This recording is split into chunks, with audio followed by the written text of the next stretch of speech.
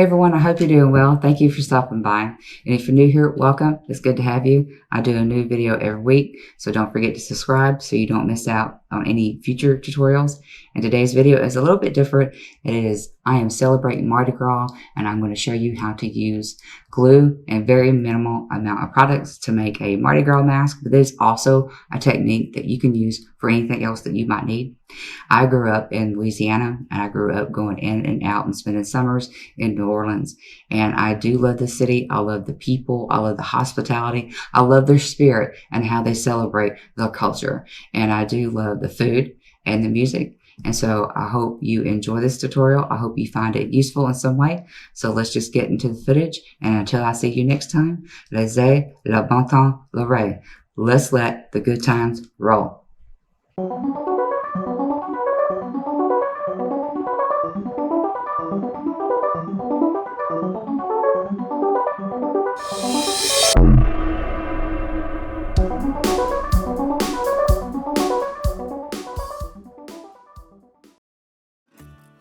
To begin, I mapped a shape out onto this face cast, and because this is a half cast and not a full bust head cast, this mask flares out on the temple a pretty good bit, so I used aluminum foil, and you see I traced out the shape on that, and I follow with a glue gun and I get the sockets into place around the eyes, and then I go back over the outside of this shape, and then eventually I fill in the gaps. But you can use this technique for anything or any kind of mask that you're wanting to create.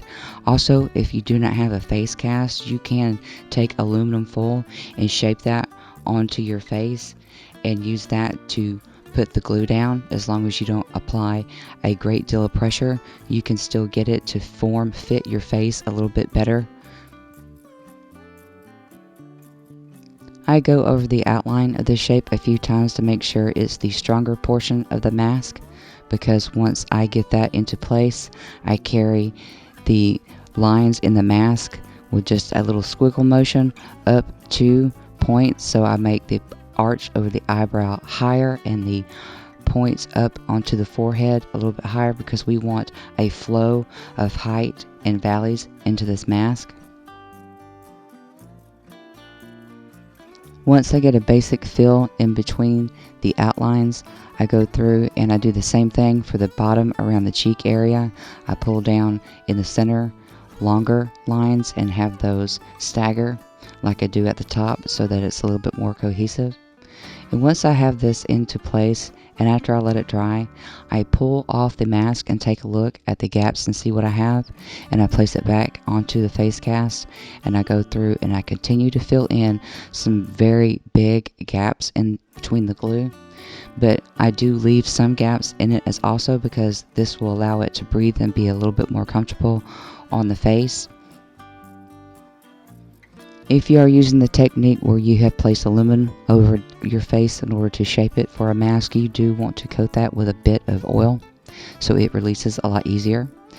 And here I go through and I put my string in. You see there are gaps that are left so that you can apply that.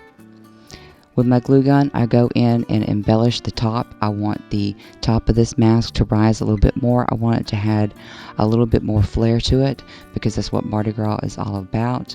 It's about the colors, the culture, the flair, the celebration, and I just wanted that to have a little bit more height. I am using acrylic paint for this today, and I coated this with about 4 coats of purple. The dominant well-known commercial color for Mardi Gras is purple, green, and yellow, so I kept the mask purple and all the embellishments in green and yellow. If you are using water-based paints, I recommend that you clear coat this mask to seal the colors.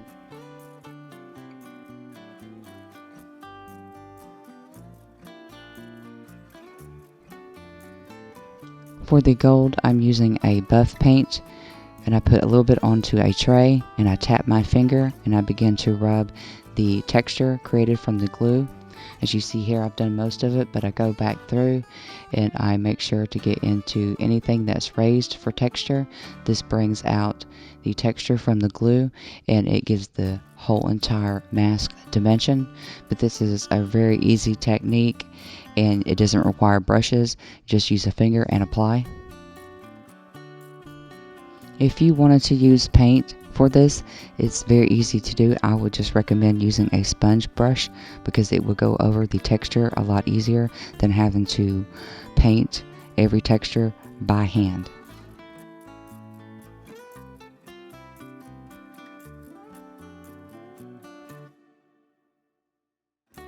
I use jewelry beads and gemstones into this mask, and with some super glue I place these jewelry beads onto the center, and I make sure that everything that I put on that goes up from the nose stays center.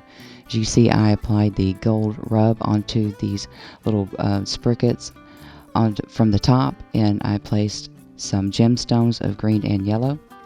Here is the final mask along with some beads. Thought you might like a very close-up look of this mask.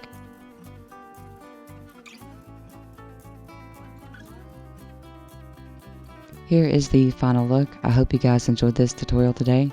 Don't forget to tag me in your looks. Let me know if you're going to use this technique. I would love to see what you guys come up with. And if you'd like to see sneak peeks, behind the scenes footage, or vote on my next look, you can find me on Instagram and Twitter. Those links are below. And if you like this tutorial, please give me a thumbs up. It lets me know if I'm doing a good job. Let me know, do you celebrate Mardi Gras? Have you ever been to Mardi Gras? What have you done to get your beads? And until then, I'll see you guys in the next video. Bye.